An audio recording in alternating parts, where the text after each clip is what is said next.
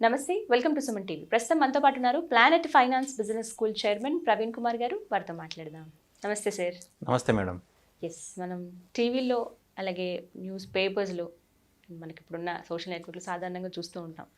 కుప్పకూలిన share market, సడన్గా కుప్పకూలిపోయింది, Nifty, Sensex అని ఇలా రకరకాలుగా చెప్తూ ఉంటారు సార్.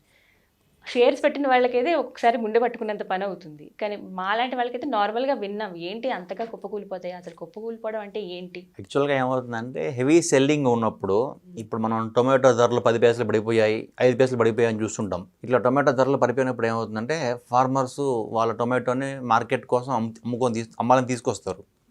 కానీ రేట్ లేకపోతే ఇంకా అక్కడే వదిలేసి వెళ్ళిపోవడం కానీ 5 పైసలకైనా అమ్మడం కానీ చేస్తుంటారు. ఇట్లాగేంటంటే హెవీ సెల్లింగ్ ఉన్న రోజు మార్కెట్స్ కుప్పకూలింది అంటారు. అయితే కుప్పకూలింది అనే దానికి ఎగ్జాక్ట్ వర్డ్ చెప్పాలంటే సర్క్యూట్ పడిపోయింది అంటారు, ట్రేడింగ్ ఆగిపోయింది అంటారు.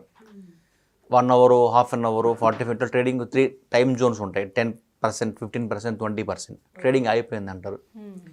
ఈ ట్రేడింగ్ ఆగిపోవడం అనేది ఇప్పటిదాకా గత 30 ఇయర్స్లో 5-6 టైమ్స్ జరిగింది. అంతే, అది రోజు జరగదు. సో మనం మీడియాలో చూస్తుంటాం, 100 పాయింట్లు పడిపోతే నిఫ్టీ కుప్పని మార్కెట్స్ అంటుంటారు. అది ఊరికి భయపెడతారు, అంతే, అక్కడే ఉండదు. అది రోజు జరిగేదే. అది వ్యూవర్షిప్ కోసం అట్లా పెడుతుంటారు. బట్ సర్క్యూట్ పడడం అనేది మాత్రం 5 ఇన్స్టెన్సెస్లో జరిగింది ఇప్పటిదాకా, 5 or 6 మ్యాక్సిమం. అయితే 10% కాకుండా 7-8% పడ్డా కుప్పకూలిందని అంటారు. ఎందుకంటే ఆ టైంలో మార్జిన్ ట్రేడర్స్ ఉండే వాళ్ళందరూ కొట్టుకోపోతారు. సో హర్షద్ మెహతా స్కామ్ జరిగింది 92లో, అప్పుడు మార్కెట్ క్రాష్ అయింది. 6 days ముందర సిబిఐ ఎంక్వైరీ స్టార్ట్ చేశారు. 6 days తర్వాత స్కామ్ జరిగింది అని తెలిసింది సిబిఐకి. సో అనౌన్స్మెంట్ ఏమో కానీ మార్కెట్స్ 23% డౌన్ అయ్యాయి. ఎందుకు 23? యాక్చువల్గా 20కే ఆగిపోవాలి. 23 ఎందుకు డౌన్ అయ్యాయంటే ఆ రోజు అప్పట్లో సెన్సెక్స్, నిఫ్టీ ఉన్నా కూడా, సెన్సెక్స్ ఉన్నా కూడా సర్క్యూట్స్ అనేవి లేవు. సో ఇండెక్స్ సర్క్యూట్స్ అనేవి 96, 97 నుంచి అప్లికబుల్ చేశారు సిబి, అంతకు ముందర చేయలేదు. ఏదో ఎట్లా ఉంటుంది అంటే కుప్పకూలంటే, I remember those days when I was in Bombay. ఇప్పుడు డౌ జోన్స్ ఉంది, యూఎస్ మార్కెట్స్ మిడ్-నైట్ క్రాష్ అయింది 1000 పాయింట్స్. యూఎస్ రెసిషన్ వచ్చింది అని చెప్పి న్యూస్ వచ్చి, ఏదో some bad data, economic data వస్తే, లేదా commodity prices in China crashed. China is a manufacturing hub of the world. So చైనాలో కమోడిటీ ప్రైస్లు పడిపోయాయంటే డిమాండ్ లేనట్టే కదా. ఇట్లాంటి న్యూస్ ఏదైనా వచ్చినా గ్లోబల్ మార్కెట్స్ కుప్పకూలుతాయి. So US markets night 12:30, 1 o'clock close అవుతాయి మన ఇండియన్ టైం ప్రకారం. డ్రాస్టిక్ ఫాల్, డీప్ కట్స్ అంటారు. మార్నింగ్ మన జపనీస్ మార్కెట్స్ క్రాష్ అవుతాయి. అంటే మనకి 6 o'clock టైంకి జపనీస్ మార్కెట్స్ ఓపెన్ అవుతాయి. 6 or ఇంకా ముందే అనుకుంటాం అప్రాక్స్. సో మనం ఎర్లీ మార్నింగ్ 6 o'clock లేవగానే గ్లోబల్ మార్కెట్స్ ఎలా ఉన్నాయో చూసి, జపనీస్ మార్కెట్ చూసి చెప్పేయచ్చు మన మార్కెట్స్ 9:30కి ఎలా ఓపెన్ అవుతాయని. సో అట్లాగేంటంటే దోస్ డేస్లో market use to open at 9:55. Now we are opening at 9 o'clock, but those days 9:55. So Singapore markets మనకి క్యూస్ ఇస్తాయి. Hong Kong, south Korea, Indonesia, Malaysia, ఇవి Chinese markets, plus Japan, Australia, వీళ్ళ cues చూసుకొని మన markets open అవుతాయి. ఎప్పుడైతే global markets అన్ని deep కట్లో క్లోజ్ అయ్యాయో, there is some bad news for global economy. అందువల్ల ఏమవుతుంది, మార్నింగ్ అంటే ఇన్స్టిట్యూషనల్ ఇన్వెస్టర్స్ అయినా, ఇండివిజువల్ ఇన్వెస్టర్స్ అయినా తెగ నమ్మడం మొదలెడతారు. అంటే నిన్నటి closing price of the stock 100 ఉంటే ఈరోజు 70కే అమ్మాయి, ముందు అమ్మాయి 70 వచ్చిన పర్వాలేదు, మళ్ళీ కొనుక్కోవచ్చు, లేదా I'm okay with loss of 30% అని. ఈ హెవీ మ్యాసివ్ సెల్లింగ్ అప్పుడు మార్కెట్స్ క్రాష్ అవుతాయి, ఎస్పెషల్లీ ఇండెక్స్ క్రాష్ అయినప్పుడు. మనం ఇప్పుడు చూస్తుంటాం, ఏదైనా సినిమాల్లో ఏదైనా హైప్ క్రియేట్ చేయాలంటే సీన్కి బిల్డింగ్ చుట్టూ పోలీసులు వచ్చేసి, మీడియా వచ్చేసి అడుగుతుంటారు కదా. అట్లాగే ఇప్పుడు సినిమా మనం ఐమాక్స్ థియేటర్ ముందు చూసామంటే ఫస్ట్ డే అప్పుడు అట్లాగా మీడియా వ్యాన్స్ ఉంటాయి.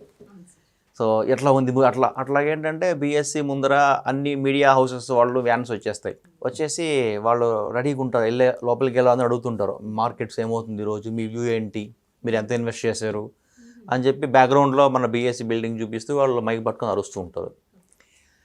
Whole Bombay will be on red alert. అంటే ఇన్వెస్టర్స్ అందరూ ఎక్కువ ఉండదు అక్కడే. మార్జిన్ ట్రేడర్స్ సే స్పెక్యులేటర్స్ అందరూ ఉండేది అక్కడే. ప్రతి బిల్డింగ్ పైన ఒక పోలీస్ నిలబడుకుంటాడు. ఎవడన్నా జంప్ చేయాలని బిల్డింగ్ పైకి వస్తే వన్ తీసుకెళ్ళి అరెస్ట్ చేసేయడానికి. ప్రతి బిల్డింగ్ చుట్టూ నెట్ ఉంటుంది, సో బై మిస్టేక్ ఎక్కడైనా జంప్ చేసినా సరే ఆ నెట్లో పడతాడని చెప్పి. బికాజ్ ఆ రోజు అనేది చాలా ఘోరమైన రోజు అనమాట. మార్కెట్ చాలా గుండెలు ఆగిపోతాయి, చాలామంది జంప్ కూడా చేస్తారు. బికాజ్ మార్కెట్స్ క్రాష్ అయ్యాయంటే మనం ₹1,00,00,000 పెట్టుంటే ఒక 10 కోట్లు అప్పు తెచ్చి పెట్టుంటాం మార్జిన్ ట్రేడింగ్లో. సో ఆ 10 కోట్లలో 5 కోట్లు ఎగిరిపోయినా డెరివేటివ్స్లో 5 కోట్లు 10 కోట్లు 10 ఎగిరిపోతాయి కూడా డెరివేటివ్స్లో, ఫ్యూచర్స్ అండ్ ఆప్షన్స్లో. సో ఈ 10 కోట్లు పోయి వాడు ఇంకో 10 కోట్లు తేవాలని చెప్పి ఆశ్చర్యం లేదు. సో ఎక్కడి నుంచి తెస్తాడు ఇంకా. సో అందుకని బిల్డింగ్ పైనకి వెళ్ళి జంప్ చేసేస్తారు. సో బాంబేలో రైల్వే ట్రాక్స్ అన్ని పోలీసులు పహారాలో ఉంటాయి.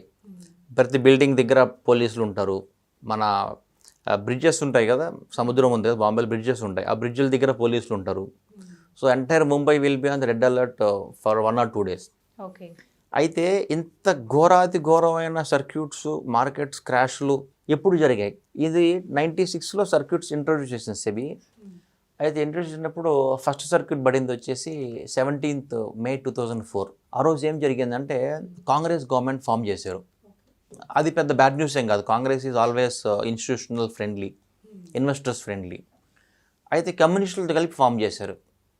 సో కమ్యూనిస్ట్ ఐడియాలజీ ఎలా ఉంటుందంటే ఫారిన్ ఇన్వెస్టర్స్ని అలౌ చేయకూడదు, అన్ని కంపెనీస్లో ప్రైవేట్ ప్లేయర్స్ ఉండకూడదు, అన్ని కంపెనీస్ ఓనర్షిప్ కూడా గవర్నమెంట్ పిఎస్యూస్ ఉండే ఉండాలి, అందరూ కూడా ఎంప్లాయీస్ కింద ఉండాలి కానీ ఎంటర్ప్రీనర్స్ ఎవరు అవ్వకూడదు అనే విధంగా కమ్యూనిస్ట్ ఐడియాలజీ ఉంటుంది. అంటే generally what I heard. So అప్పుడు సీతారాం యేచూరి గారు ఏం చెప్పారంటే కమ్యూనిస్ట్ లీడర్, వాళ్ళకి 60 seats వచ్చాయి 2004లో. అప్పుడు ఏం జరిగింది, సోనియా గాంధీ గారు పిఎం అవ్వాలి, లేదా 140 seats వచ్చాయి, బీజేపీ 140 seats వచ్చాయి, 272 మెజారిటీ కావాలి. అయితే చాలా మిగతా పార్టీలు ఎస్పీ, బీఎస్పీ వీళ్ళందరూ కూడా బీజేపీ పార్టీకి సపోర్ట్ ఇవ్వకూడదు, మనము మతతత్వ పార్టీ అని ట్యాగ్ ఉంది కాబట్టి కాంగ్రెస్ సపోర్ట్ ఇస్తామని చెప్పారు. కమ్యూనిస్టులు కాంగ్రెస్ సపోర్ట్ ఇస్తామని చెప్పారు. అయితే ఏమైంది, ఎప్పుడైతే కమ్యూనిస్ట్ కాంగ్రెస్ సపోర్ట్ ఇస్తామన్నారో వాళ్ళు కండిషన్స్ పెట్టారు. అతను పబ్లిక్ మీటింగ్లోనే చెప్పారు అనమాట, మీడియా కాన్ఫరెన్స్లో చెప్పారు, we will not allow privatisation as an ideology అని.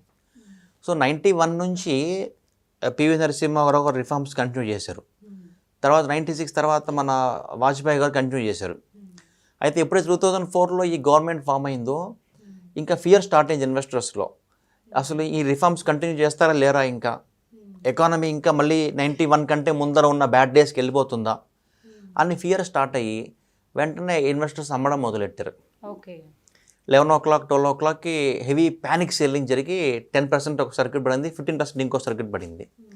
సో కొంతమంది అంటారు, ఈవెన్ ఐఎమ్ నాట్ షూర్, ఆ ప్రెషర్లో గవర్నమెంట్ రన్ చేయడం ఈజీ టాస్క్ కాదు. So unless you have a great economic background, communist సపోర్ట్తో ఎకానమీని డెవలప్ చేయాలన్నంత కాన్ఫిడెన్స్ కావాలంటే you must be economist. So కొంతమంది అంటారు సోనియా గాంధీ ఆ టైంలో ప్రాపర్ డెసిషన్ తీసుకున్నారు, పిఎం పొజిషన్ నేను వెళ్లకుండా మన్మోహన్ సింగ్ని చేశామంటే ఈజ్ ఎకానమిస్ట్, ఎకానమీ రన్ చేయడము కొద్దిగా ఈజీ అవుతుందని చెప్పి, and she was very much perfect in her decision making.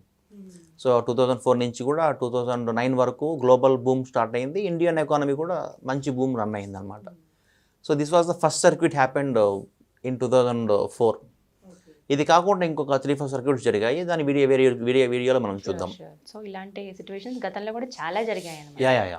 Right, thank you so much sir, చాలా క్లియర్గా చెప్పారు. నమస్తే. చూశారు కదా, ఇది ఇవాళ వీడియో. ఈ వీడియో కనుక మీకు నచ్చినట్టయితే లైక్ చేయండి, షేర్ చేయండి, కామెంట్ చేయండి, మా ఛానల్ను సబ్స్క్రైబ్ చేసుకోండి.